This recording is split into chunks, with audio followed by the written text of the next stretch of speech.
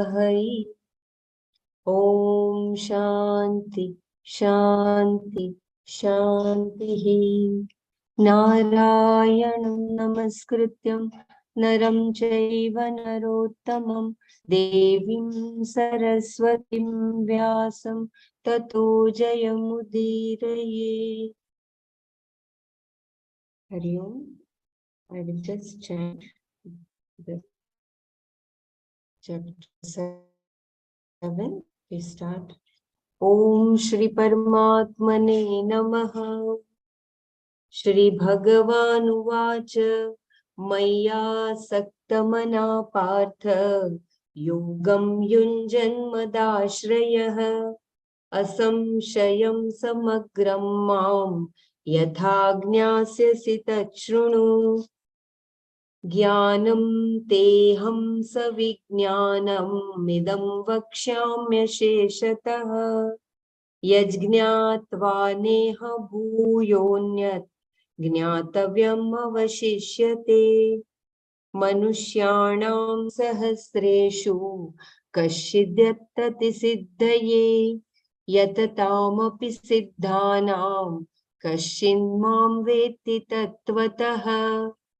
भूमिरापो नलो वायुः खं मनो बुद्धिरेव च अहंकार इतीयं मे भिन्ना प्रकृतिरष्टधा अपरेयमितस्त्वन्यां प्रकृतिं विद्धि मे परां। जीवभूतां महाबाहो ययेदं धार्यते जगत् एतद्योनीनि भूतानि सर्वाणीत्युपधारय अहं कृत्स्नस्य जगतः प्रभवः प्रलयस्तथा। मत्तः परतरं नान्यत् किञ्चिदस्ति धनञ्जय मयि सर्वमिदं प्रोतं सूत्रे मणिगणा इव रसोऽहमप्सु कौन्तेय प्रभास्मि शशिसूर्ययोः प्रणवः सर्ववेदेषु शब्दः खे पौरुषं नृषु पुण्यो गन्धः पृथिव्यां च तेजश्चास्मि विभावसौ जीवनं सर्वभूतेषु तपश्चास्मि तपस्विषु बीजं मां सर्वभूतानां विद्धि पार्थ सनातनम् बुद्धिर्बुद्धिमताम् अस्मि तेजस्तेजस्विनामहम् बलं बलवतां चाहं कामरागविवर्जितम् धर्माविरुद्धो भूतेषु कामोऽस्मि भरतर्षभ ये चैव सात्विका भावा राजसास्तामसाश्रये मत्त एवेति तान् विद्धि न त्वहं तेषु ते मयि त्रिभिर्गुणमयैर्भावैः येभिः सर्वमिदं जगत् मोहितं नाभिजानाति मामेभ्यः परमव्ययम् दैवी ह्येषा गुणमयी मम माया दुरत्यया मामेव ये प्रपद्यन्ते मायामेतां तरन्ति ते न मां दुष्कृतिनो मूढाः प्रपद्यन्ते नराधमाः माययापहृतज्ञाना आसुरं भावमाश्रिताः चतुर्विद्या भजन्ते मां जनः सुकृतिनोऽर्जुन आर्तो जिज्ञासुरर्थार्थी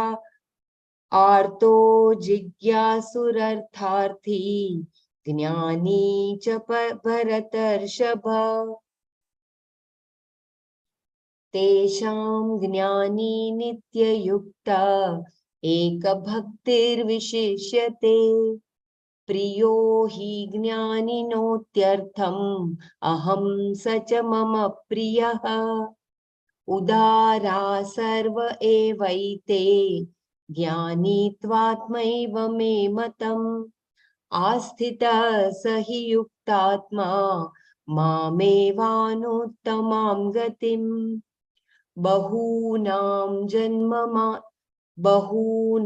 जन्मनामन्ते ज्ञानवान् मां प्रपद्यते वासुदेव सर्वमिति स महात्मा सुदुर्लभः कामैस्तैस्तैर्हृतज्ञानाः प्रपद्यन्ते न्यदेवताः तं नियममास्थाय प्रकृत्या नियता स्वया.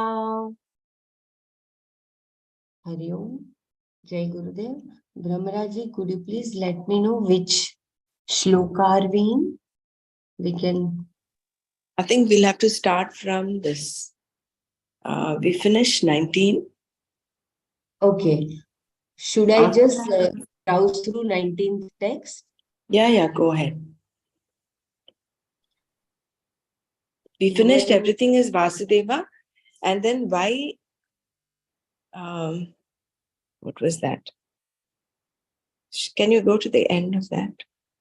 Yeah, the one who has this knowledge is very difficult to find. Right. Why it is so difficult to find is where we have to start today. But you can just quickly summarize go through the previous verse and then come here. Yeah.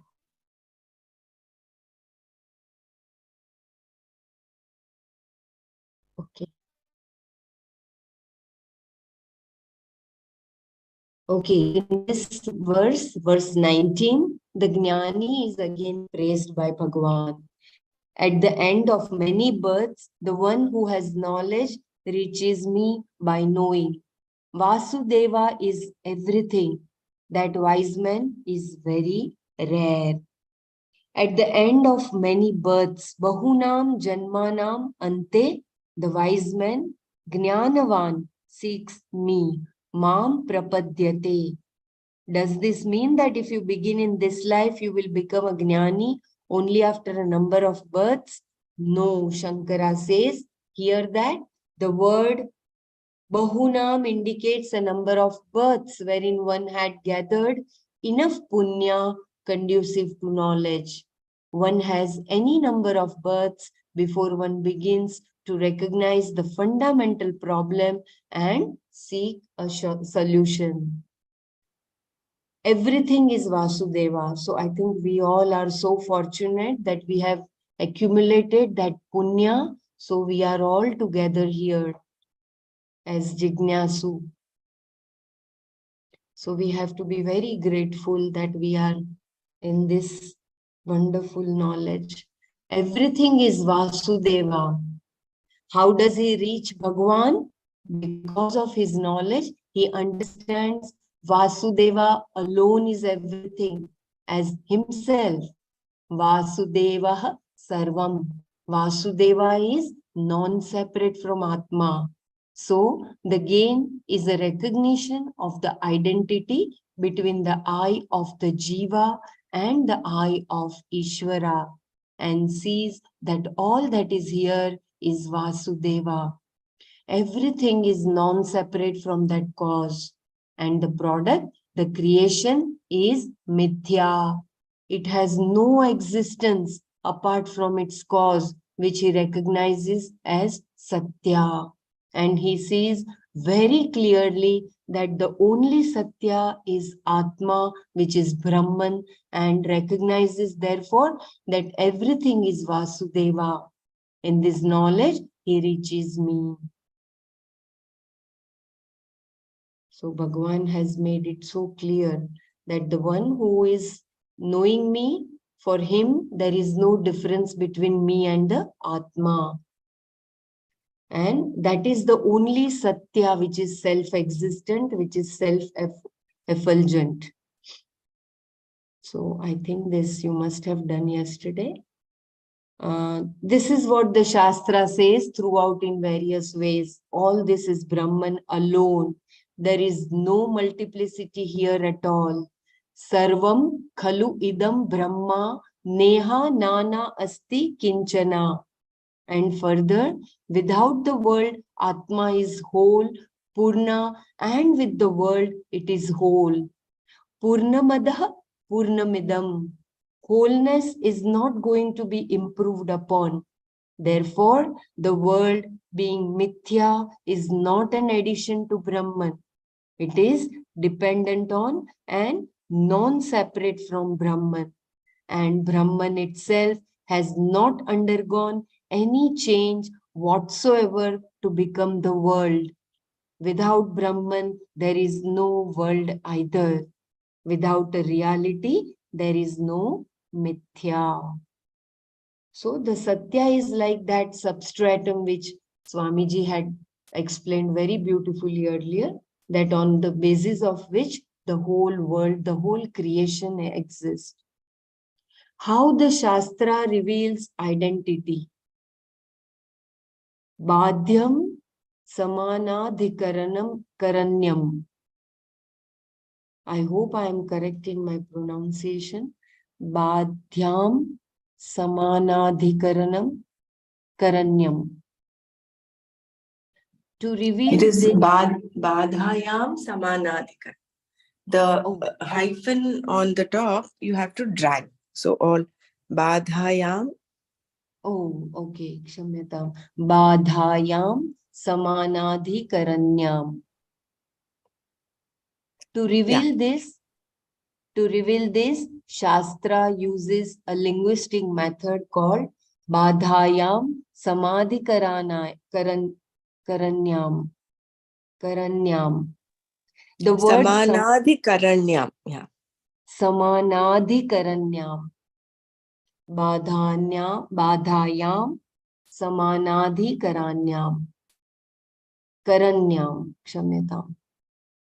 The word samana means the same. The word adhikarana means locus. When two things have the same locus, then one is said to be samanadhikarana with reference to the other. The condition in which two objects enjoy the same locus is called samanadhikaranya. The footnote is Samanam adhikaranam yayoho tayoho bhavaha samanadhikaranyam. Samanam adhikaranam yayoho tayoho bhavaha samanadhikaranyam. So nice. There are two types of samanadhikaranya. In a blue pot, both the blue color and the pot are in the same locus. They have the same adhikarana. Similarly, when you say Rama is a musician, both Rama and the property of being a musician reside in the same locus. Rama is the musician and the musician is Rama. A is B and B is A. Therefore, there is samanadhikaranya between A and B. But when we say the world is Brahman, the situation is different. The world is Brahman, all right, but Brahman is not the world. A is B, but B is not A. This kind of samanadhikaranya is called badhayam samanadhikaranyam. To illustrate, let us consider the following situation. Suppose a stump of a tree is mistaken for a person. Then someone who knows that it is not a person points out that it is not a person but a stump of a tree. He says, Sthanu ayam purushah. Sthanuha ayam purushah. This person is a stump of a tree. It means what you see as the person is a stump of a tree. In Sanskrit, both the word person, Purusha, and the word stump, Sthanu, have the same case ending. This indicates that they have the same locus. But are there two things here? No. What is referred to as a person, Purusha, is the stump of a tree, Sthanu. First, you see it as the person, and then the person resolves into the stump. The person does not qualify the stump like blue qualifies the pot. The person resolves into the stump.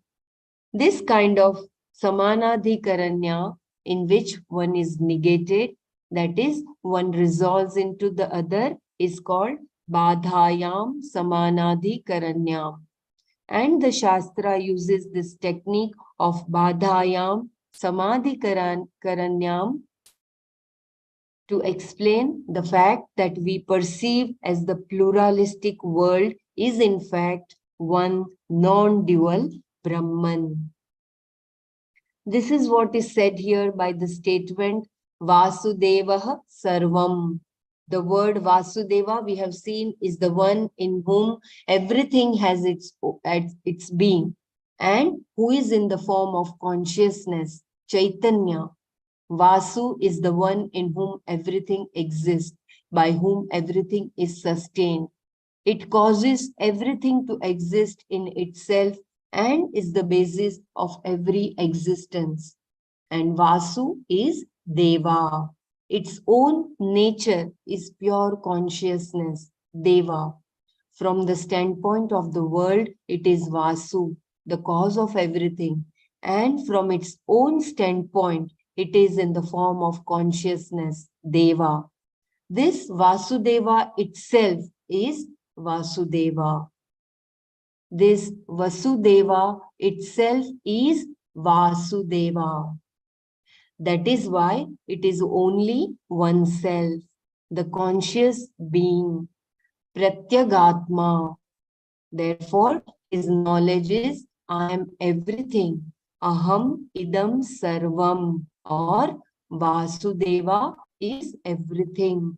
Vasudevah sarvam. In this way, he reaches me. So beautiful. So Vasudeva is the only cause because of which the whole creation is created as well as sustained. The one who has this knowledge is very difficult to find.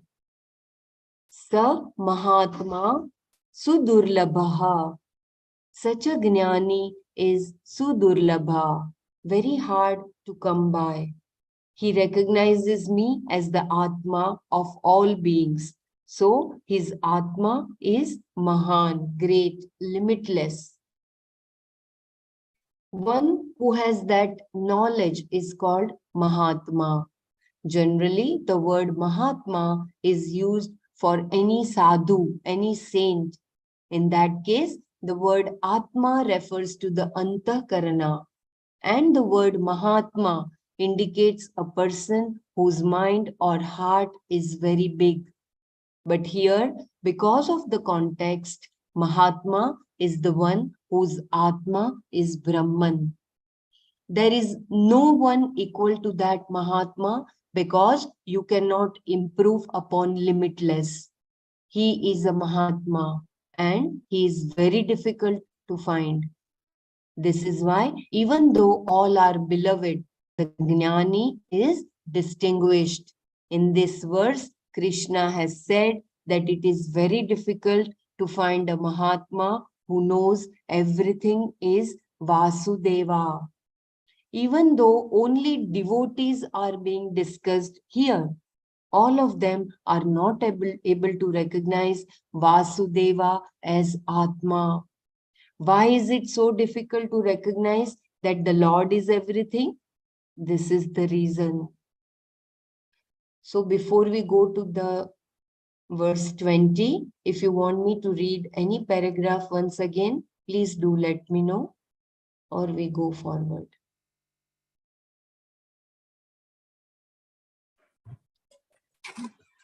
Jai Gurudev, Jai Guru.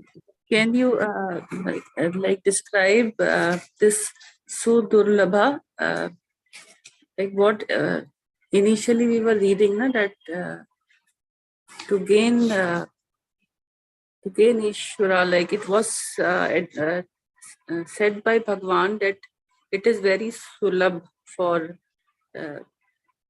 achieving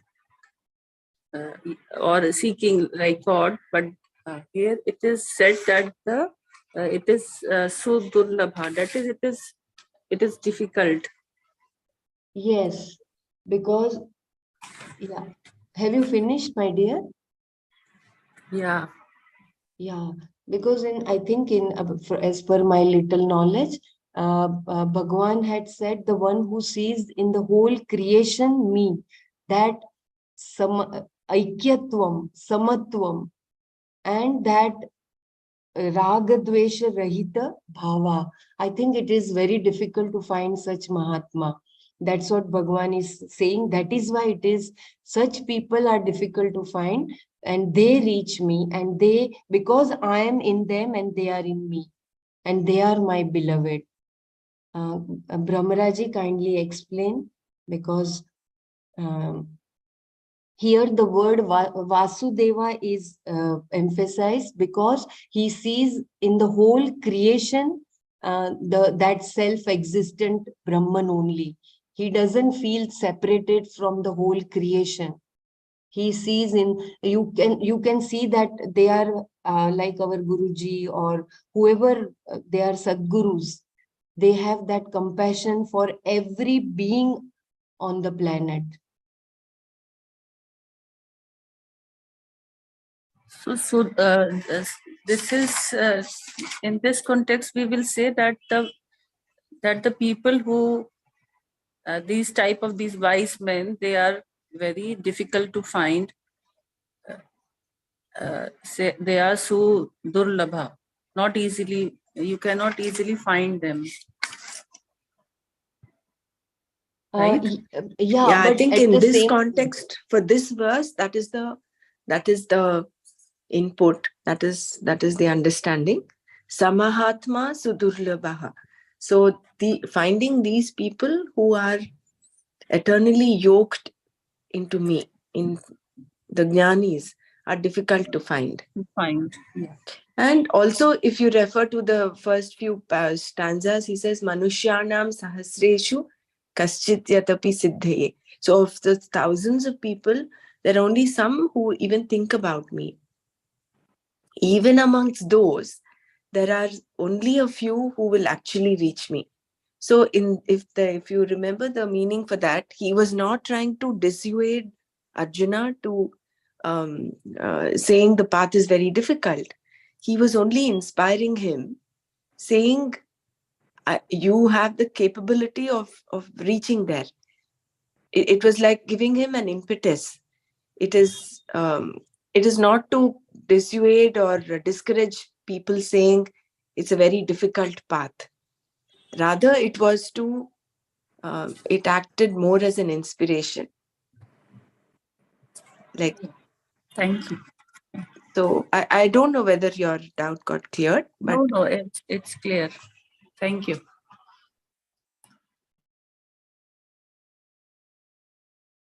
Yeah, the path is not difficult, but at the same time, to find such person, I mean, it is, as Bhagwan and Swamiji had very beautifully said, that सहस्रेषु मनुष्याण, बहुत सारे लोगों में से कोई एक ही ऐसा होता है जो मुझे प्राप्त कर सकता है.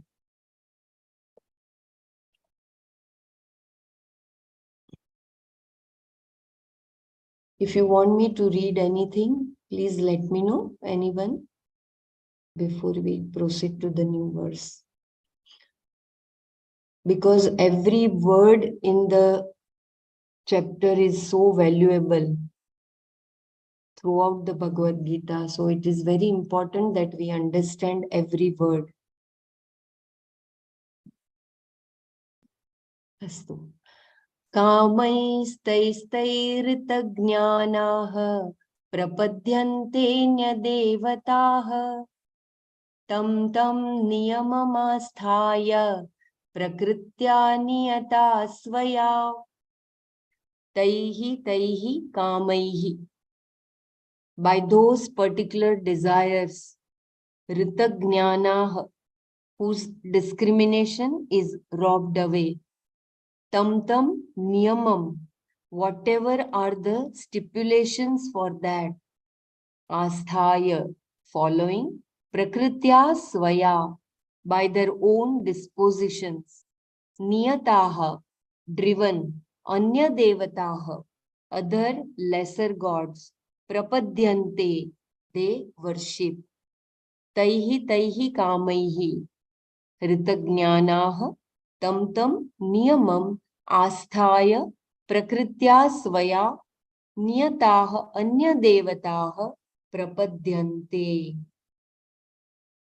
Those whose discrimination is robbed away by their own particular desires, driven by their own dispositions, worship other gods, following what is stipulated. I read once again.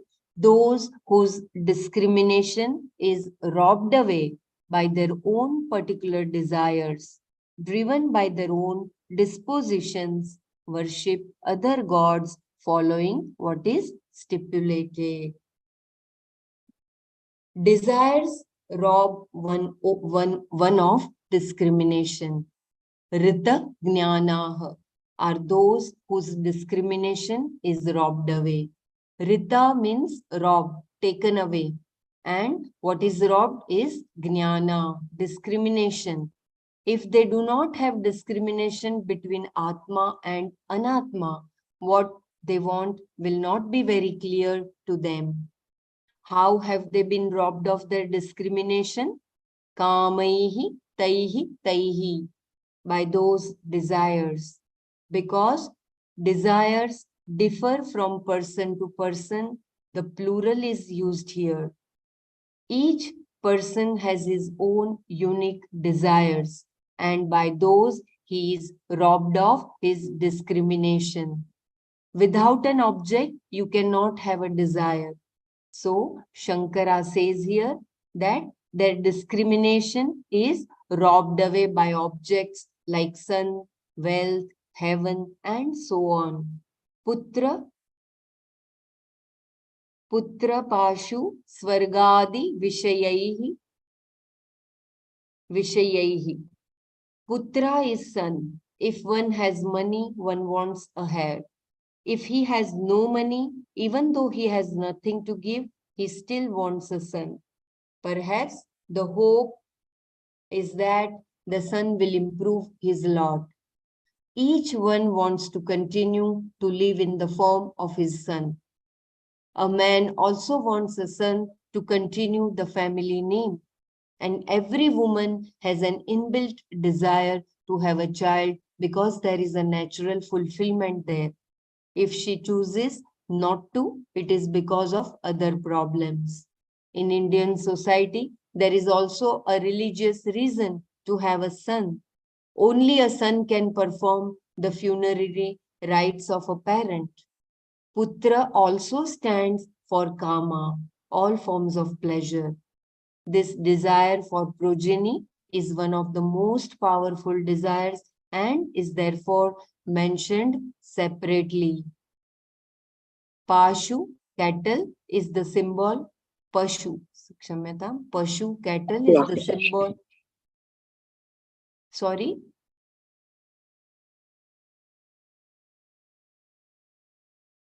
Pashu, cattle, is the symbol for all forms of wealth. In an agricultural society, the number of cattle a person had indicated the amount of land he owned. Swarga is heaven. The word Adi, meaning etc., indicates power, fame, and so on. By these various objects of desire, people are Ritagnanas, those who are robbed of their discrimination. Because of the predominance of the desires of various things, discrimination between Atma and Anatma or between Nitya and Anitya does not arise in such people. They are too busy fulfilling their desires. So very beautifully Swamiji has explained that the whole samsara remains apharita. They remain busy with fulfilling their desires, whether it is for putra or for power or for earlier it was an agricultural society, so cattle used to be the symbol for all forms of wealth. So for all these desires, people used to remain busy. So, and they do not realize the difference between Atma and Anatma, between Nitya and Anitya.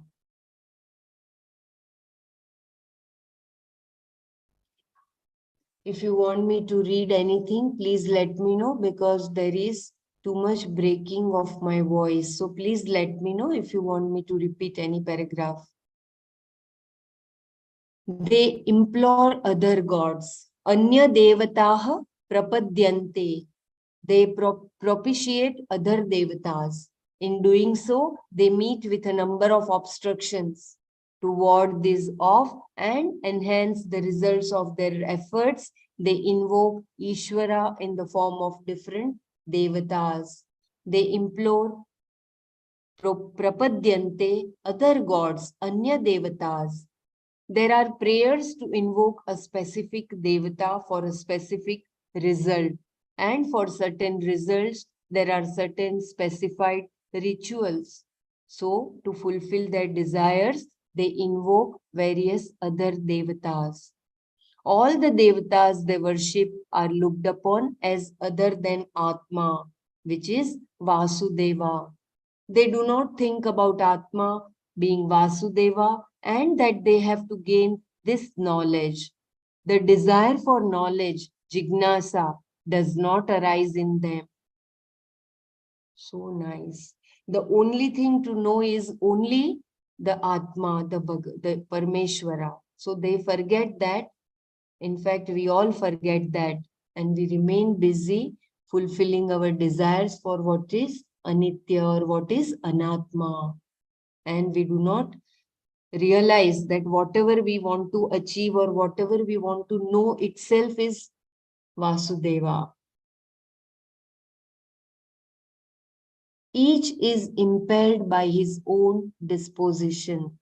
So here, I'm sorry. So in this previous paragraph, in fulfilling our desires, we try to take up different means. We try to have different gods and through their invocation, we try to fulfill. We believe that they will fulfill our desires, various desires, whether it is for putra or for wealth or for any other pashu, it means the cattle. Bela, can you just go back to the end of the last verse? The last few lines there? You mean the verse? I will go through the verse. Not the verse. Okay. The verse that is current verse. Just before that, the last paragraph had a few lines. Why it is so difficult to find? Yeah.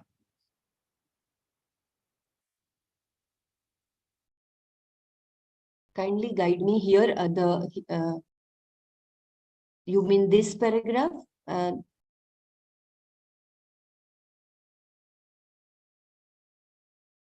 Why is it difficult to find? Yeah. Why is it difficult to find? The Mahatma, the Gnani. Why is it so difficult to recognize that the Lord is everything? So in this verse, can you just read this paragraph and then continue with what you're reading? Yeah. You mean the first paragraph, one who has that knowledge is called Mahatma? Not required. The last paragraph in this verse. No. I think you went down. Just before this verse, Bela.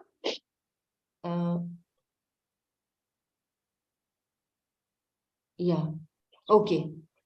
In this verse, Krishna has said. Thank you. Yeah. In this verse, Krishna has said that it is very difficult to find a Mahatma who knows everything is Vasudeva. Even though only devotees are being discussed here all of them are not able to recognize Vasudeva as Atma. Why is it so difficult to recognize that the Lord is everything? This is the reason. So here, because of our desires, we remain occupied fulfilling the desires. And for that, we try to implore other gods. So basically, we all our karmas are like kamya karma. We are working towards a limited end, whether it's progeny or wealth or status or fame. It is all limited to that, all in the realm of anatma. That is the reason why we get, because we don't have that discrimination of nitya and anitya. Yes. Therefore, anya devatas, because in the first part of the Vedas, which is all very ritualistic, everything is given a Veda. You can invoke a particular devata for a particular end. So they are all caught up in invoking different devatas, which again, this contrasts with the Eka Bhakti of a Jnani. A Jnani has only Eka Bhakti. He only sees Vasudeva. He sees only that one divinity everywhere.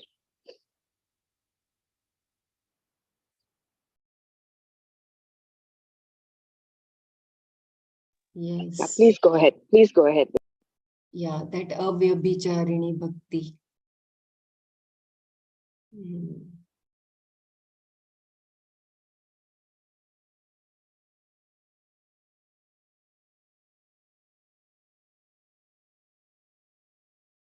Each is impelled by his own disposition, driven by their own disposition. Swayah prakrityah, kshamyatam, swaya prakritya niyatah.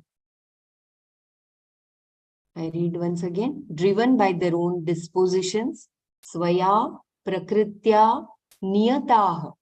They approach other devatas for what they want, or they go to Devaloka and become devatas themselves as a result of their worship.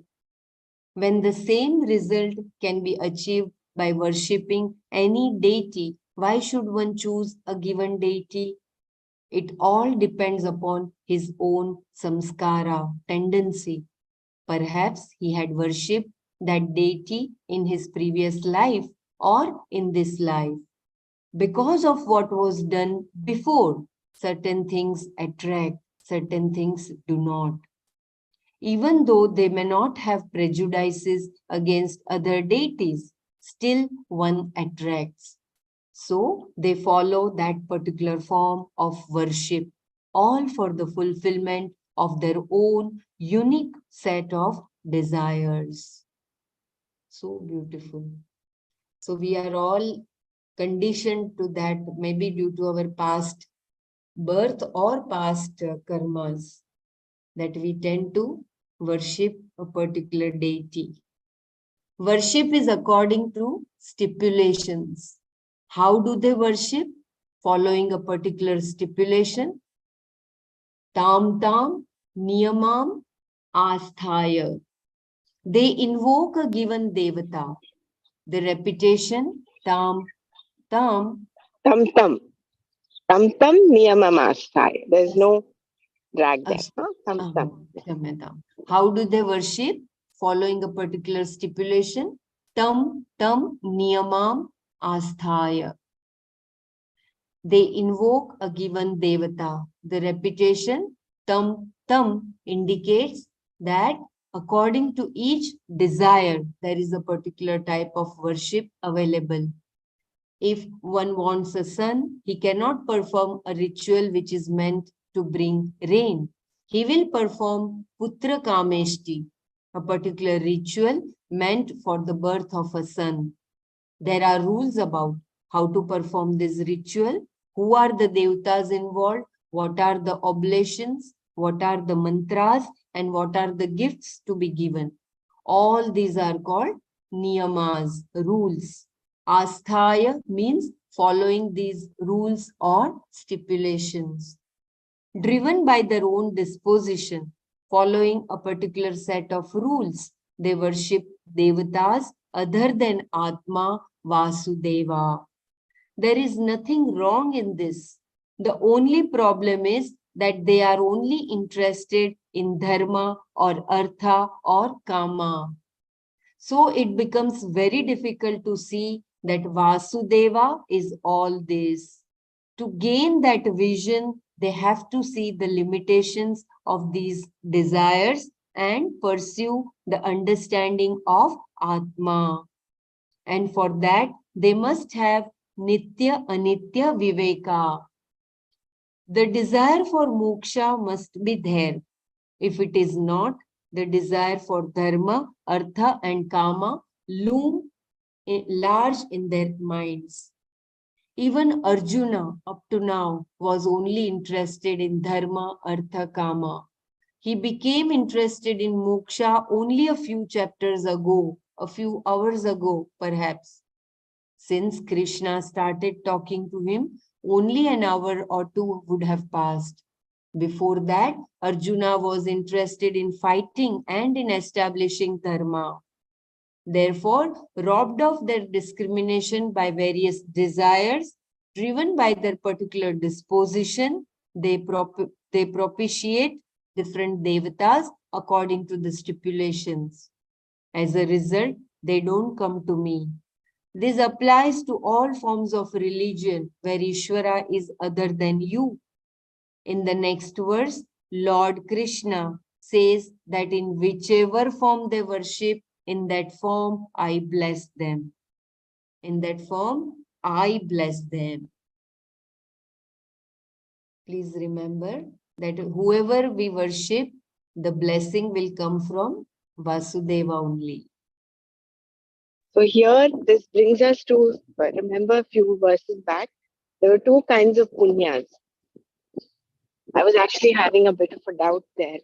So the two kinds of punyas, one is that you gain by doing all these rituals. And as a devotee, you're reaching out to Ishvara as an Artha, Arthati, and a Jignasu, probably. I'm not sure whether the Jignasu is included there, but as an Artha, Arthati, and a Kami, all those rituals that you do, they also have that Adrishta Phala, their punya. Like, for instance, the Putra Kameshti Yaga. If a couple is, for some reason, are not able to conceive, but they do this yajna, this ritual, then they get that punya. And because of that punya, they beget a progeny. That is on one side. That is all to do with the materialistic world. Whereas the other punya is about when you're on the path. I think that will, Jignasu will come in there. When you're on the path and you're only pursuing moksha as your purushartha, that punya, if I think it was in chapter 5 or 6, where he says, when Arjuna asks, I think it was 6, this is what happens to a person who does not reach, who does not gain you. Will his whole life, all the effort he's put in, go waste? He says, no, he will be born in a Shuchinam Shrimatam Gehe. So he will be born in such a situation. Even if he is not born in a conducive family, his samskara of moksha purushartha will drive him through, will keep him on this. So that is the second punya. So if at all we have to yearn that punya, I think it is the second order of punya that we have to aim at gaining so that we can be steady on this path.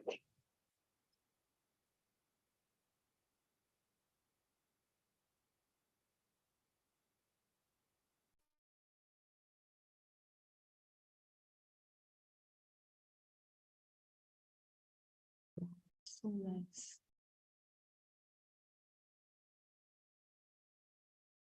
And I think, if I'm not mistaken, in the previous verse, when you try to get to desire for moksha, the other three automatically comes, right? That's what was indirect revelation. But and at the end, even desire for moksha has to be left, right? Yeah, a jignasu versus a jnani. The Mm. jnani is not even, he is so resolved, he is so totally resolved in that bhakti, that eka bhakti, that absolute, that parama prema swarupa, that there is no distinction between him and Atma. Whereas a Mm. jignasu is still holding on to his yearning for moksha. Mm. So that way there is still that gap between him and Ishvara. Once that completely becomes total devotion, that and he gains that knowledge, with that he, like the tree and that stump, no? As long as you're Mm. seeing the person in the stump, you're the jignasu is like the person who wants to resolve, is this a tree or is this a stump or is this a person? He's keen on that. But for a jnani, he's already realized that it is not a it is not a person, it's only a stump. So there's total resolution there for him. So for a jignasu, that knowledge gap is still there. Mm. But you have to be a jignasu, right, before becoming a jnani. You, I think that is the evolutionary process. So unless you seek knowledge, how can you become a jnani? Mm. And he says a jignasu will ultimately become a jnani. There is Hmm. there is no Yeah, way he he said. will drop down. No, he will become a jnani in due course. Yes. It is like he had given the example, the one who is studying MBBS in the second year or third year, he is called doctor. Yeah. Okay.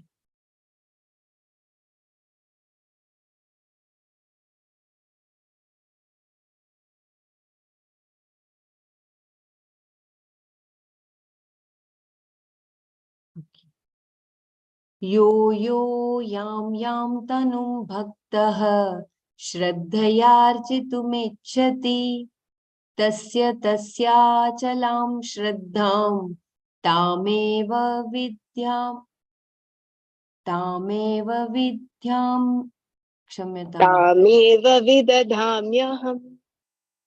तामेव विदधाम्यहम् यो यो यां तनुं भक्तः श्रद्धयार्चितुमिच्छति तस्य तस्याचलां श्रद्धां तामेव विदधाम्यहम् यः whoever bhaktah, the devotee, yam whichever, tanum particular form, shraddhaya with faith, architum to worship, ichhati he desires, tasya for each one of them, tam eva shraddham indeed that same shraddha, achalam unshakable, vidadhami aham I make.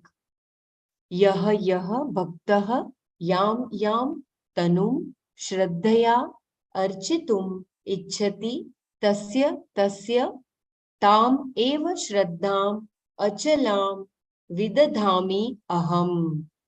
Whoever be the devotee and in whichever form of a devata he wishes to worship with faith, indeed that same faith I make firm for him. I repeat, whoever be the devotee and in whichever form of a devata he wishes to worship with faith, indeed that same faith I make firm for him. So beautiful. Yah bhaktah. Whoever be the devotee, whether he be an artha, a devotee in distress, or an artharthi, someone who wants help for his accomplishment. Yam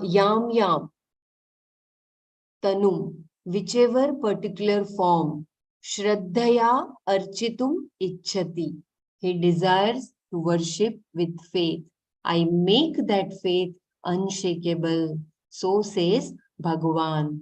Bhakta here is a person whose primary concern is fulfilling his desires. But because he has Shraddha, he is a devotee rather than a simple Kami. This restricts the meaning of bhakta to an artha and an artharthi.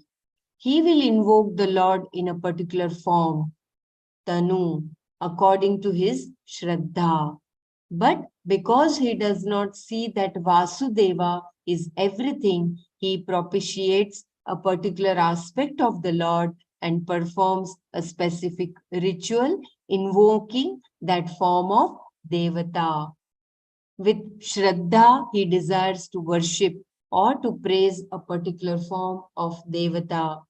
According to his understanding, he may insist that this is the only form of the Lord, or he may accommodate other forms of worship. So, to strengthen that same Shraddha in a particular devotee is also the blessing of Vasudeva only. He only makes that faith unshakable. The Lord himself establishes a devotee's Shraddha. The Lord says, Tasya achalam shraddham vidadhami aham. The important thing here is Shraddha. Earlier, Krishna had said that the one who has Shraddha gains knowledge of the identity of the individual and Ishvara. Shraddhavan labhate jnanam. The footnote, Gita chapter 4, verse 39.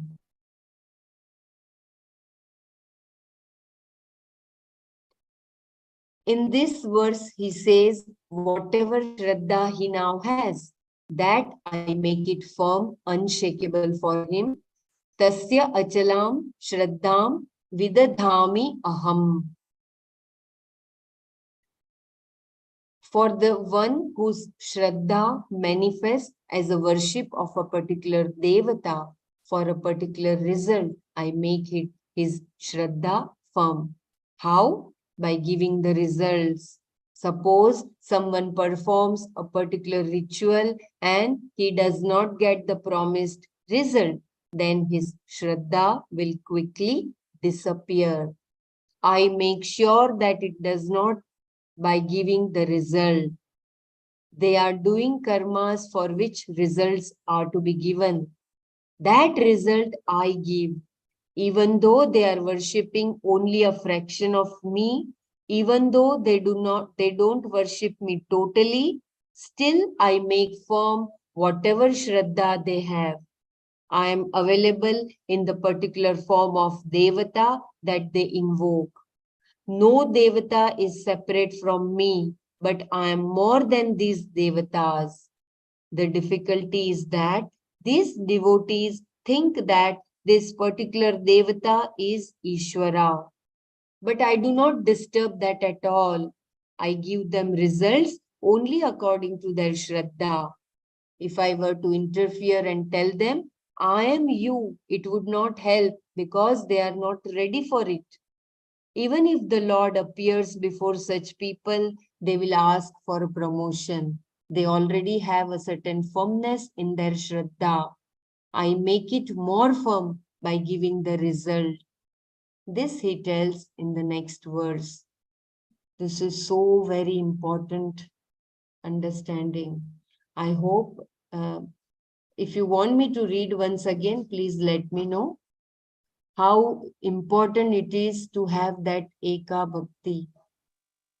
Yeah, please read this paragraph one more time, Bela. Yeah.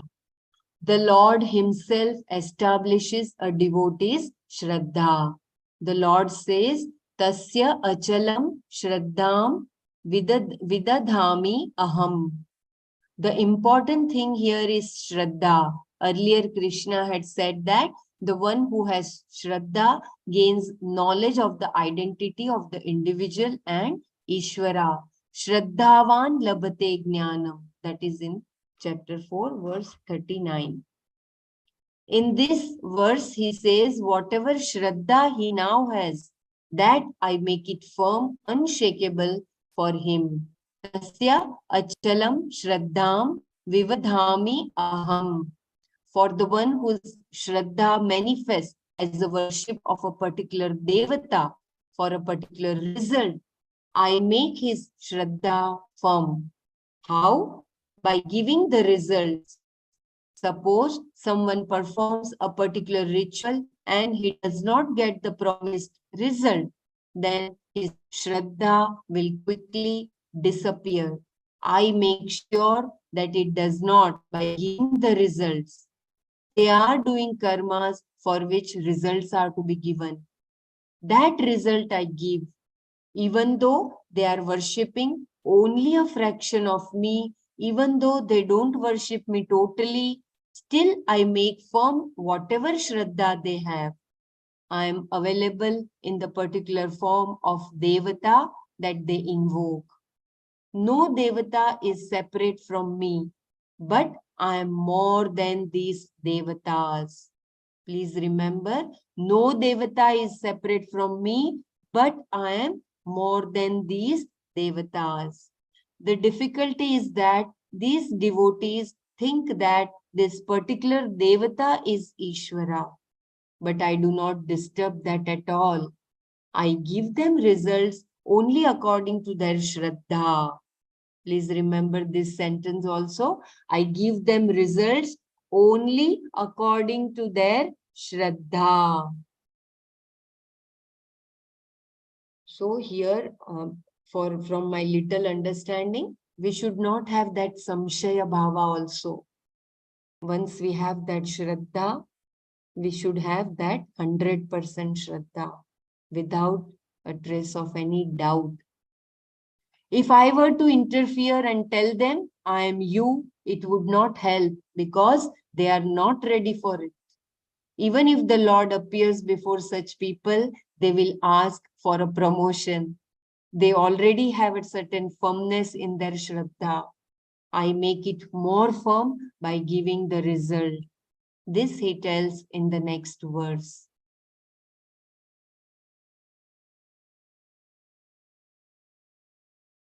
If you want me to read anything, please let me know.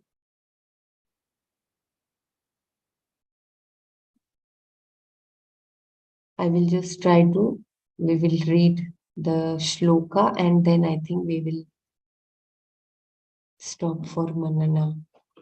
This he tells in the next verse. Sataya Shraddhaya Yuktaha Tasyaradhanamihate. Kshamyatam Brahmaraji, if I am wrong, please correct me. Sataya Shraddhaya Yuktas Tasyaradhanamihate Labhate cha tatah kaman mayaiva bahi vihitan hitan.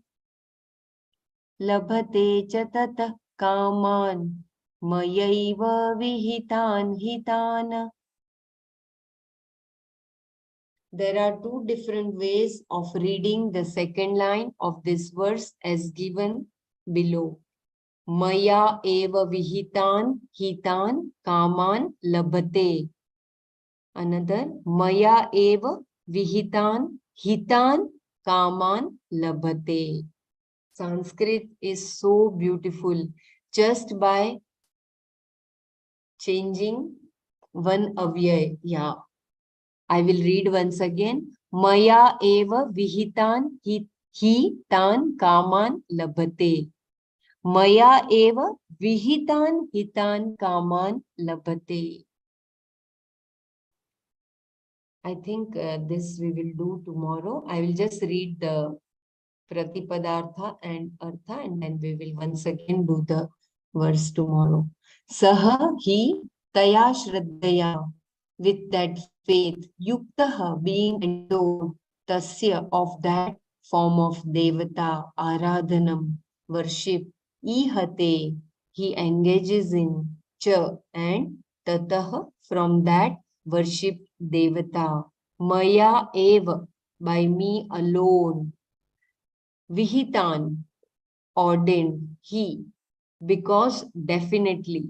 Tan kaman, those objects, labhate, he gains.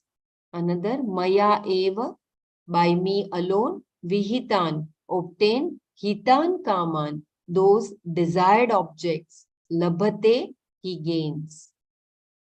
Saha taya shraddhaya yuktaha tasya आराधनम ईहते च ततः मया एव विहितान ही तान कामान लभते. Another way, सह तया श्रद्धया युक्तः तस्य ईहते च ततः मया एव विहितान हितान कामान labhate. Here in the second reading, hitan kaman will mean very desirable objects. He who endowed with that faith engages in worship of that devata, gains from that devata he has worshipped those objects of desire that are definitely ordained by me alone. He who endowed with that faith engages in worship of that devata, gains from that devata he has worshipped the very desirable objects of desire that are ordained by me. I repeat, he who endowed with that faith engages in worship of that devata, gains from that devata he has worshipped those objects of desire that are definitely ordained by me alone.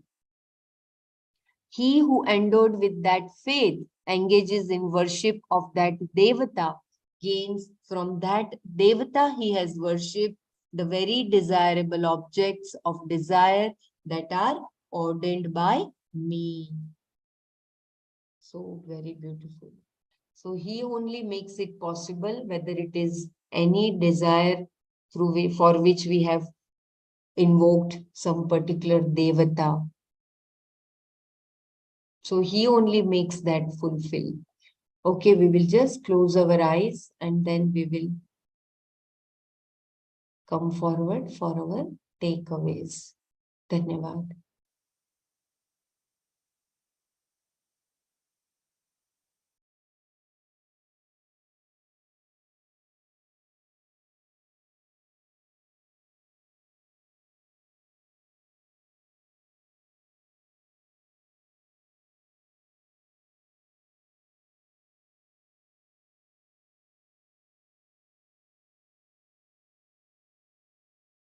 Hari Om. I will just once again read the shlokas which we did today quickly so that we can have the Manana. I think we started with verse 20, right?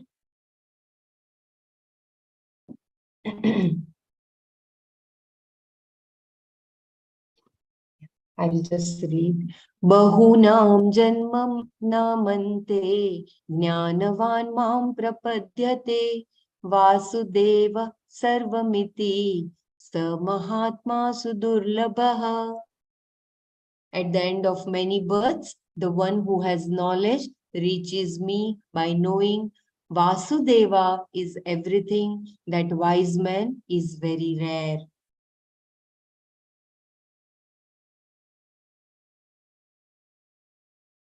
कामैस्तैस्तैर्तज्ञानाः प्रपद्यन्तेऽन्यदेवताः तं तं नियममास्थाय प्रकृत्या नियता स्वया नियताः स्वया क्षम्यताम् तं तं नियममास्थाय प्रकृत्या नियताः स्वया.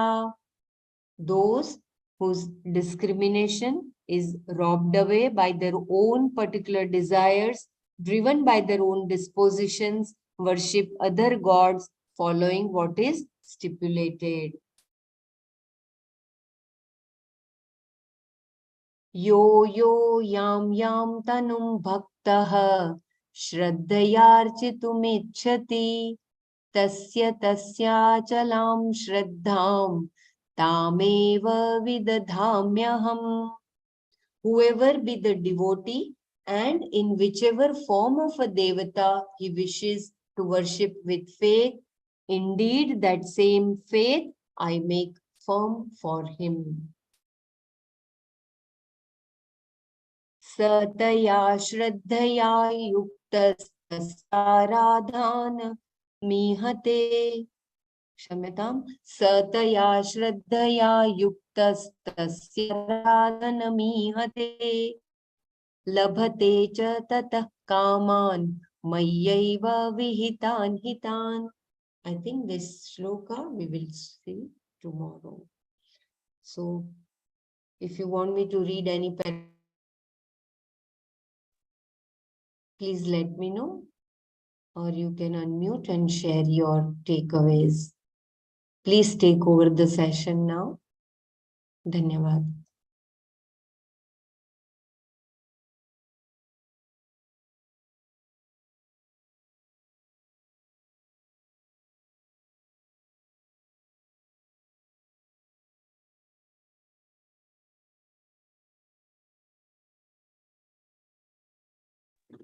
So yesterday we stopped at why is it so difficult to gain or to understand that Vasudeva is everything?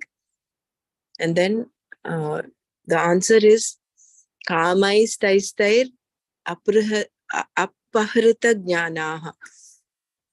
So because people are so caught up with their limited desires, not understanding what is Nitya and Anitya, they propitiate specific devatas in order to get specific ends, like Putra, Pashu, Ityadi. So, and they get caught up in this. But then, according to their Shraddha, according to whoever they propitiate, the results that they incur, they come only through me. And they think that these devatas are Ishvara. That is the problem, because it is not wrong. It is not at all wrong compared to Dushkritins, compared to the Adhamas. These are much better. These are devotees. So they are doing dharmic activity, but they are caught up in their limited desires. And they think this is all, this is the ultimate. Not understanding that Vasudeva is everything. Idam sarvam akhilam brahmamayam. That is the Vasudeva tattva that we have to hold on to, which a jignasu or a jnani is already in that space. A jignasu is getting there. But all the others, the Artha, Arthati, and the Kami, are caught up in these ritualistic and they pray to the devatas, Anya Devata. And again he says, according to their Shraddha, in order for their Shraddha not to be, in order to keep up their Shraddha, I give them their results. Because otherwise then they lose their Shraddha. Even this they would not do. They would go astray. What is the use of doing this ritual?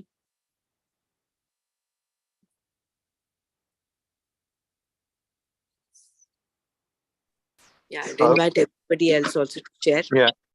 How do we explain the Rudra Puja in this context? Like we start with Lord Ganesha, then we go to Devi Puja, and then the Namakam Chamakam. So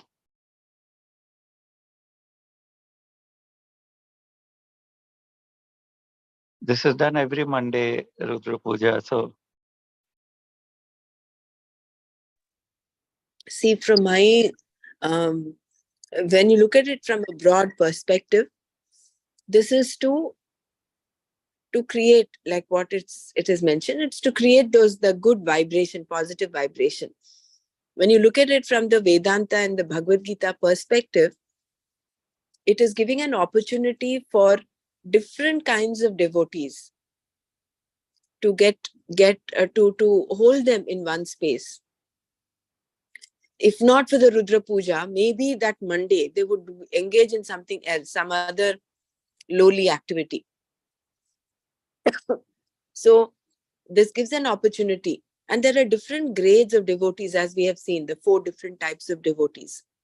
So that is one aspect, why it is done. And then the second, I think it is,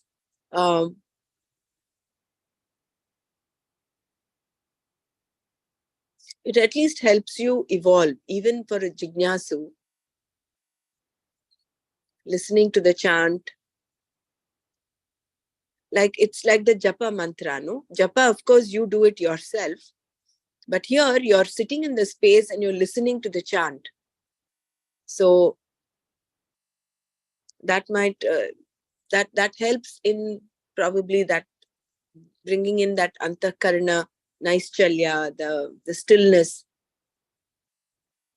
Because you go into a meditative space when you're listening to the chant. But I would invite others also to share their views on this.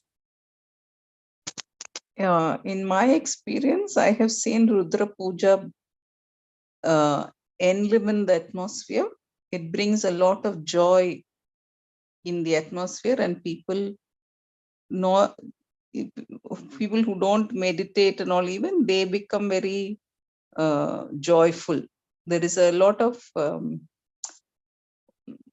joy and friendliness in their faces. I have seen that in Rudra Pujas. Yeah.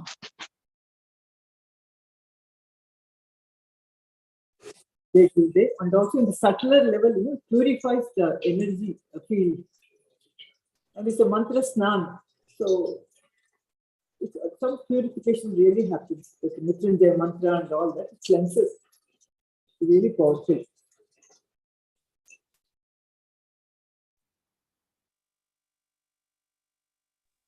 And I also think it strengthens the individual's self. I mean, I'm not saying you need, the self needs added strength, but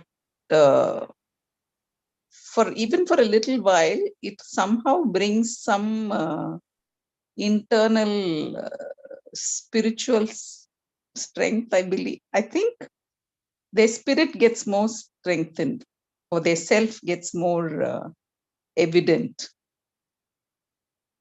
just sitting in these Rudra Pujas. Even if it is only for a short while, 1 or 2 hours, or maybe half a day after Rudra Puja.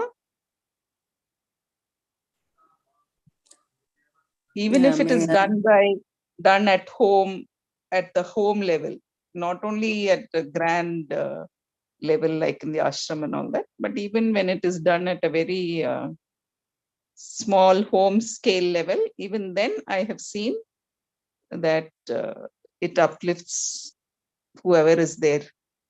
And it lingers in the atmosphere. People who come into your house also feel that.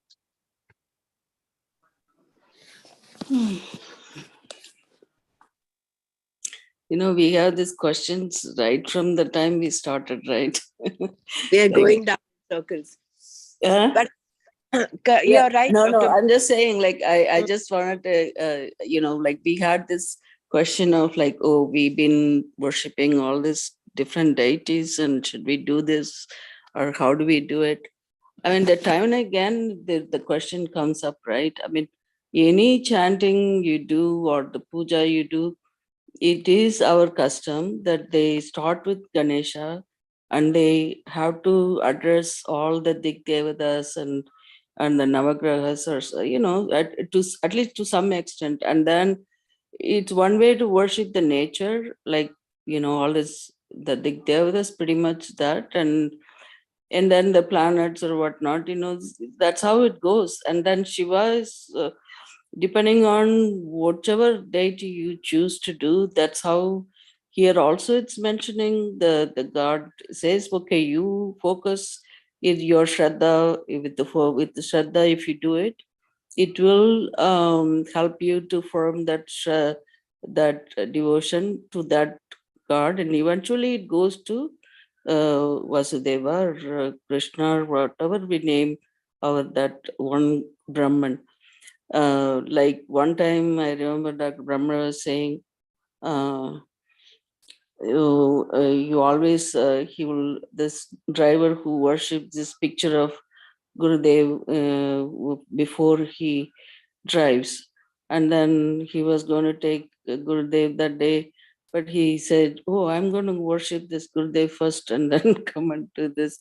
So like here, I feel like that one Brahman, like when we asked the same question to Nana also, like we went over this Saguna Brahman versus Nirguna Brahman. So when the Nirguna Brahman is just that Brahman who is nameless, formless, but we go with these qualities, we can think that way, and you do this chanting or whatever that is, that puja helps that focusing the towards one person, like one the deity, or you can call it as Brahman or whatever that is. But it's all individual thing, like but in my opinion, I am still in that same picture as all of you. So but then we have to, as we go along with this, you kind of build, not just believing in it, but it just that doing it on a regular basis. So hope we find our uh, which one is the best for us to do. I mean, again, when we do this one name and form, because that helps us to support that our focus, our concentration, and towards this Brahman.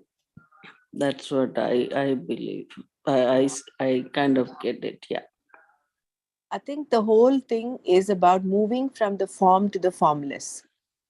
So if you're just getting stuck with the form, you're only identifying yourself with those those devatas. But every devata, like in the white light, is made of 7 colors, and it goes through the prism, all the 7 colors come out. Brahman, if you liken to the white light, the devatas are these different colors that come out. Ultimately, they all are in Brahman. But if you're holding on to the different lights, colors, and saying, okay, this is Ishvara, then you're losing the big picture. So it is like you move from that, understanding that these are nothing but Ishvara. They are just like an excuse. Whether you propitiate Ganesha, if Ganesha is your Ishtadaiva, hold on to him. And through him, you go to the formless, go to the Satyam, Jnanam, Anantam. Rather than, this will be the path of a Jignasu or a person who has this moksha purushartha. Whereas if you're holding on to Ganesha only for, say, limited ends, oh, I have an exam, please make sure I do well, or I have this journey, so please make sure that there are no obstacles. There's no harm in doing that. But don't limit yourself just to that. You propitiate him to make your life more comfortable. But keep your end. Your end should be what? That this is beyond. These are all limited results. Nitya, Anitya, that constant viveka between Nitya, Anitya is what if we can have at the backdrop, then it does not matter whether you do Rudra Puja, whether you do Hanuman Chalisa or you do Vishnu Sahasranamam. You are connected to that one, the formless whole. So these are the Nitya Naimitya Karma we are doing. And besides we are doing meditations, then we are connected with that Atma. So we are with that Nirguna part also, no? Yeah, correct. Both are going simultaneously. Correct. But sometimes it bugs the mind, like, why are we doing this? Why are we studying these stotras? Why are we? Sometimes it comes like when you are continuously doing that Nitya Naimitya Karma, sometimes your mind get into that circle, like why I am doing this. Am I just repeating these things? But as we read that these prayers, these sutras, studying and reciting, they all helps in the antakarna shuddhi only. Exactly. Yeah, That is true. Yeah. So As one long thing, as you're doing it, yeah, go ahead. Sorry. No, in the beginning, even if you don't understand it, whatever we are chanting, well, it does give you some, that inner peace, or the what do you call that? Focus or concentration to do that. And then it becomes a routine, and though slowly you start to understand what you're doing, even with the chanting, that with the understanding, when we chant, it is praising God, or you're asking some strength to continue what you're doing and things like that. That's what most of the slokas, when you recite it, that's what we get. So in that's one part of it, like honing to that God, like that we think, at least giving that 10 minutes or 20 minutes doing that, it helps. And then you can go on to meditation. We can focus a little bit stronger than not doing anything. Sometimes that happens. I don't know, I want to say something and I kind of just got sidetracked here. Sorry. Go ahead, Dr. Brahma. Regarding the Rudram, and regarding also why we propitiate Ganesha, from my understanding and learning Mandala Vatika, initially there is only Guru Tattva. There's a field of information and knowledge. From that, the first manifestation is Vinayaka, Siddhi Vinayaka. And he forms the portal of entry for all other devatas. Again, Siddhivinayaka is only a manifestation. Therefore, we propitiate him first before doing for any puja for that instance, for that matter, you first propitiate Ganesha. Because he represents that Mooladhara chakra, wherein from there the energy rises up. So that is one significance. And the second, regarding Rudram, Dr. Prabhakar Rao, again, he's the pioneer Mandala Vatika. He's given a beautiful interpretation of the Chamakam. There are lots of numericals like Ekachame, Trisashchame, Panchachame, Saptachame. So that he has derived a mathematical derivation and sacred geometry as to how beautifully this Chamakam connects the Purusha to the Prakriti, the outer universe to the inner universe. If you're interested, I'll post this in the group. You can have a look. It's a 1 hour long video, but it actually brings in so much of value to why these chants are important and how these chants connect you to the source. So, that will help you understand deeper why the mantras are important. And like Gurudev says, he's been saying this all throughout his trip all over India, and even now when he's in the US, he says, for Anna, you sow seeds to get paddy, to get rice, to get food. You sow seeds in the earth. Similarly, you sow these mantras in the space, and that will take you to a meditative space. So these mantras are for us to get connected to the higher and bring us to that space of meditation. I'd like to add one more thing. I don't know where I read this. I came to know that 5 deities they represent the full consciousness. One is Ganesha, Shiva, Devi, Vishnu, and Guru. These 5 principles. I mean, they represent the 5 principles, and which is the complete consciousness. And that is why they are, you will find them in almost all pujas. And also then you also have the story of what Dr. Brahmara said, Ganesha is in the Muladhara Chakra, but that's true. And also there is a story where Parvati asks Shiva to make Ganesha equal to them, to Shiva and Devi, and start everything only after worshipping Ganesha. You know that story, no?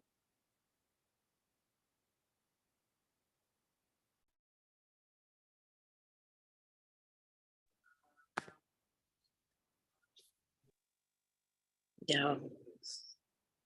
But ultimately, these are all diverse manifestations. If we understand that and we get the big picture and we hold on to that Vasudeva, the Vasudeva is not Krishna or a Vishnu in that form. He represents that some totality of everything, the summum bonum of all the devatas. So if we can hook on to that aspect and see him in everything, that is the whole purpose of a jignasu, is to see that Vasudeva in everything. Then That's not the Vasudeva where he is born, right? Krishna is born to Vasudeva. no, that Vasudeva is different. Different. That is different. That is the Puranic Vasudeva. That is the. Okay.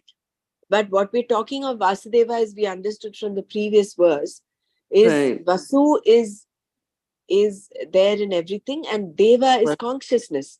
It's that scintillating consciousness which is there in everything, which makes everything sentient. So that consciousness, which is everything in everything, that is the Vasudeva. Vasudeva midam sarvam.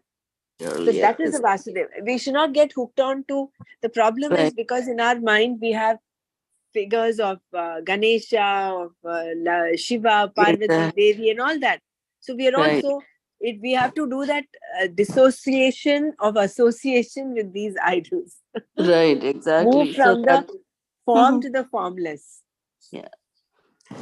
But on the other hand, people have done it just focusing on one god too. I mean, at least, that we know, I don't know, in Tamil Nadu, we know this poetic person. She's, her name is Abbayar. I don't know, you're known about her. She worshipped, keenly from her childhood, this Ganesha. And she had written a thing called Vinayagar Agaval, which pretty much states everything what we are reading here. In simplified manner, it was written in Tamil. The same way, there is another saint called Vallalar.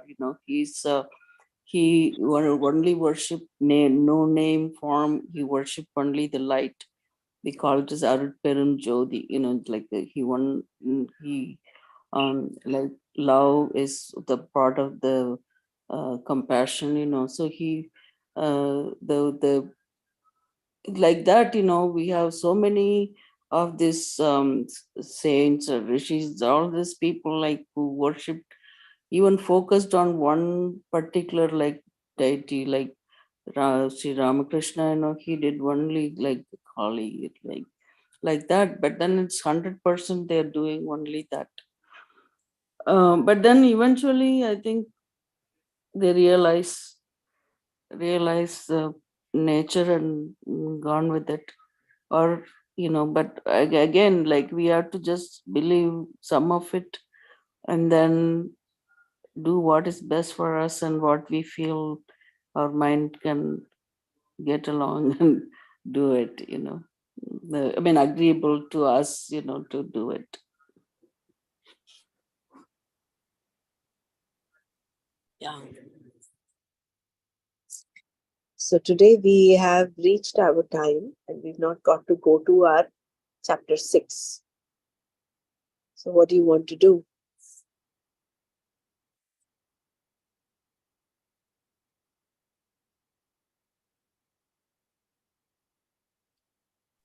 We can read 1-2 paragraph at least, Yeah, I think. I think so. No, we'll just read one aspect of this, because otherwise we're not moving forward in chapter 6. So we stopped yesterday at this memory. Can person who does loss of memory not affect one's knowledge? And Swamiji says no, because moksha is a matter of understanding, not of memory. And once you gain this understanding, this knowledge, there is no moving away from it. So even if a jnani gets, for instance, an accident and he loses his memory, he is not going to move away from this Atma Jnana.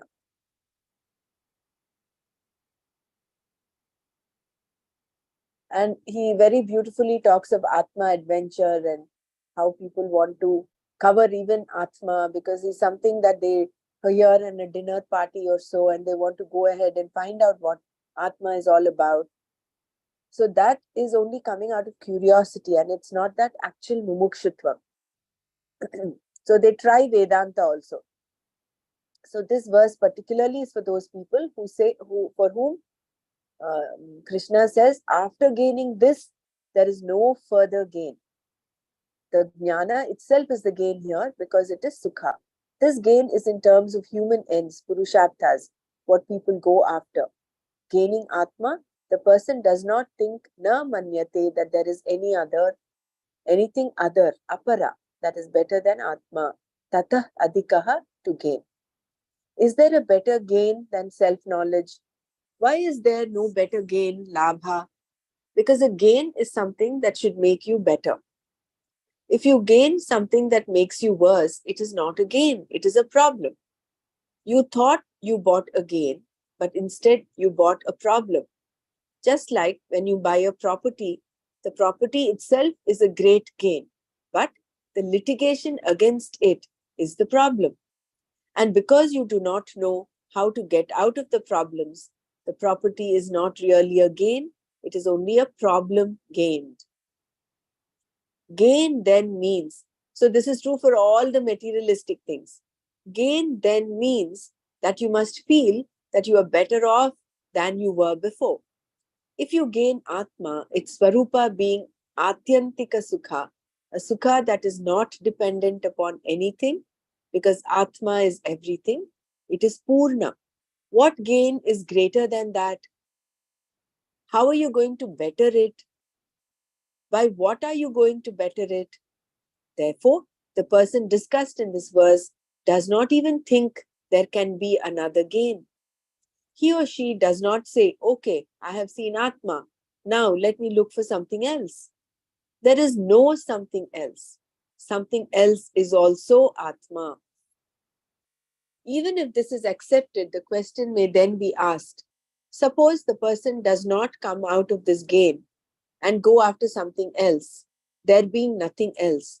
What happens if some great tragedy occurs to him or her?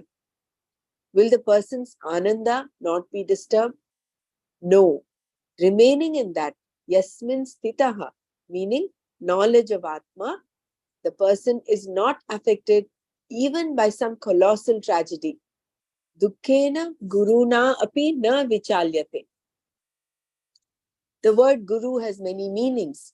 Here it means big or heavy and is the opposite of laghu, meaning easy, simple, lightweight. One may be able to endure a great deal of pain or sorrow without being affected. But suppose a great tragedy happens. Will this person not come out of that Atma in which he or she remains and go somewhere else? No, the person remains in Atma. To come out of Atma and go somewhere else is not possible because somewhere else is also Atma. Therefore, whatever the dukkha, the person remains in Atma, confirming what Krishna had said previously when he said, Tattvataha na eva chalati. The person never moves away. Here, he says that this person is not shaken, not affected by any situation because For this person, all situations are also not other than Atma. So even if it's a very great tragedy, even that is Atma. So for that, so all situations, everything is Atma. Is somewhere else is also Atma. This yoga Krishna is talking about here is a yoga that is more a dissociation than association. In verse 20, the word yoga referred to the practice of contemplation, the object of which is Atma, seeing which one rejoices in oneself. Yatra uparamate chittam niruddham yoga sevaya. Yatra cha eva atmana atmanam pashyan atmani tushyati. This yoga is called Jnana Yoga because Atma is seen with the mind with the help of knowledge. And in the wake of this self-knowledge, naturally there is self-rejoicing because self-seeking is no longer there. There is freedom from seeking. In verse 21, the nature of Atma was said to be absolute happiness, recognized by the intellect and yet beyond sense perception. Sukham atyantikam yattat buddhigrahyam atindriyam, knowing which one remains in oneself, never moving away from the truth of oneself. Veti yatra nacha eva ayam stitaha chalati tattvataha. The truth of oneself is absolute happiness, ananda, whereas all other happiness always depend upon a mental condition. Ordinary enjoyments, bhogas, depend upon our external condition plus our mental condition. Some external object must be available in a certain situation and in a form that is desirable. Even if the external situation is available, you may not be in the mood for it. Therefore, it has to wait for you to be in a better mood. You may have bought a particular tape of music that you generally love, but not today. The music has to wait for you to enjoy it until you are in the mood for it. This is because the sukha that is born of an external condition depends upon two situations: the external condition itself and a conducive internal mental condition. Whereas the Swarupa Sukha that we are talking about does not depend upon either. Rather, it is born out of the recognition of the self being free from any sense of limitation. Krishna then points out that the person who recognizes this Swarupa Sukha never comes out of it because there is nothing better to be gained. Yam labdva cha aparam labham manyate na adhikam tataha. This gain in the form of self-knowledge is also called yoga. It is not a challenge that, once achieved and no longer holding your interest, has to be followed by another challenge. Looking for greater and greater challenges is based on the desire to prove oneself, to prove that one exists, for which one has to do something adventurous, something different, something new, something challenging. Only then does one feel alive and not like an old piece of furniture. This feeling is what keeps people going, in fact, because they have to live within themselves. Challenge can become so important that they sacrifice everything for it. If a person does not feel that he or she is a somebody, naturally the person has to create some challenge or other in order to feel I exist, I am somebody, etc. Such important knowledge that is given here. I know it is worth just going through this once. If we can each give a takeaway before we close for today.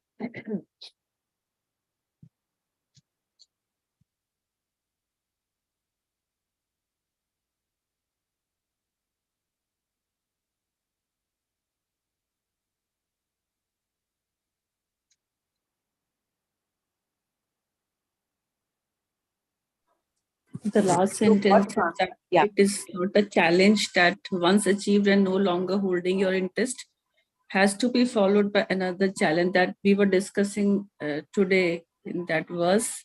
Like we give ourselves a challenge, and this way we evolve ourselves every time. Like we come to know that we should recite the Vishnu Sahasranam, or we do the Rudram Puja.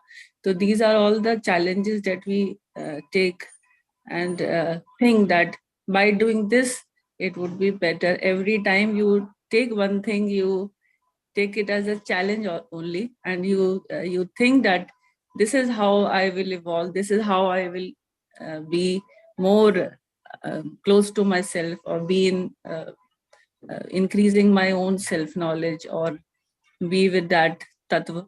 So this is what struck me while reading this last lines. So what we're caught up is doing. We're only doing a lot of karma. Whereas self-knowledge is all about recognizing. Karma, like we've learned in Atma Bodh, karma cannot be the way forward. It is not the means, because it is also part of Ajnana. It is also born of Ajnana. So we, in order to feel that we are somebody, we have to go on doing. That is where Gurudev says, slow down and cool down. Stop. You don't need to go on doing one thing after the other. What you have to do is just be. Just be. And I mean, I can relate to this last paragraph so well, because that is how my attitude has been. I have to, sitting still is not something that I would do. I would think sitting still is like becoming lazy. But actually, you have to cool down, you have to slow down. And then what are you going to gain? One after the other, you put some challenges. You're only getting more and more into that doing mode. So realizing that by doing more and more, you're not going to get anything. But what is important is that you realize this. It is through knowledge. Again, you get this particular verse, I think, what is you're going to gain by this, right? I mean, by doing the spiritual path is this atyanta sukha, is absolute, that sukha that you get from this.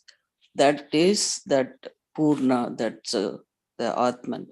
So that is something, we keep telling ourselves like I am Brahman, or like that one of those things like you're not the Annamaya Kosha. We kind of deleting those things in a way, then you feel it.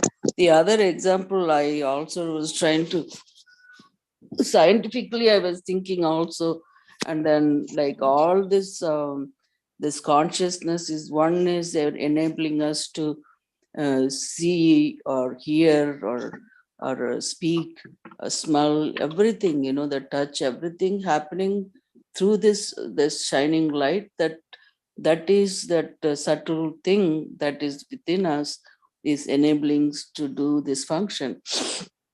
Just to say, I was just thinking about looking at this world.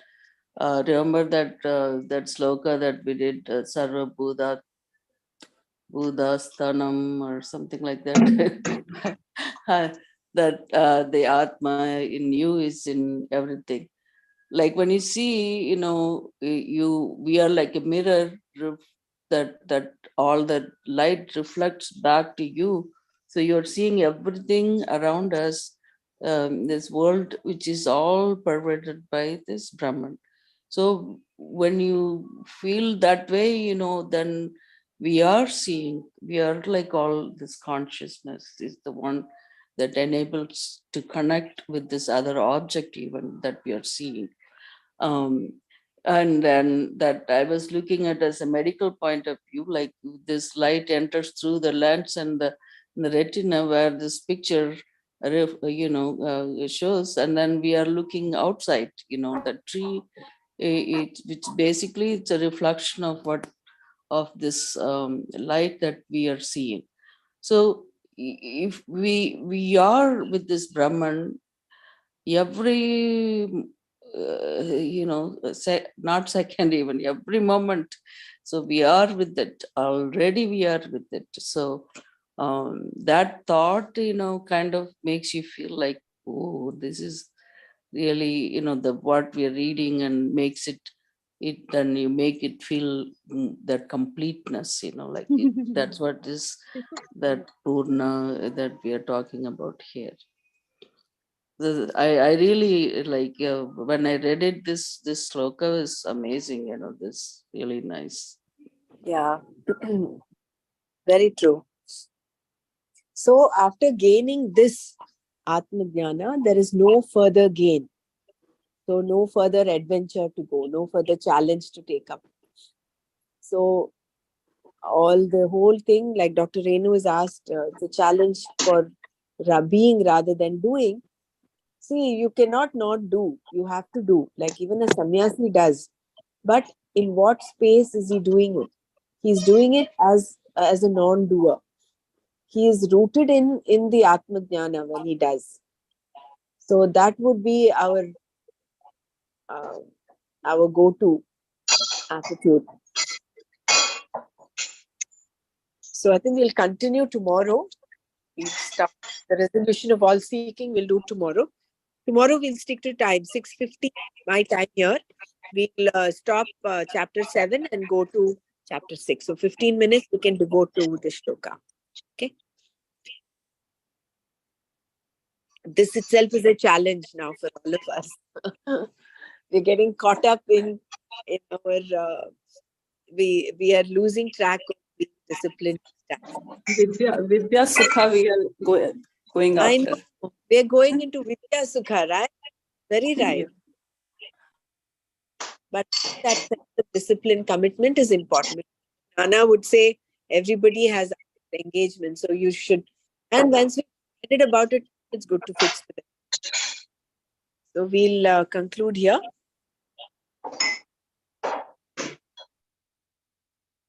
Om Loka Samasta Sukhino Bhavantu.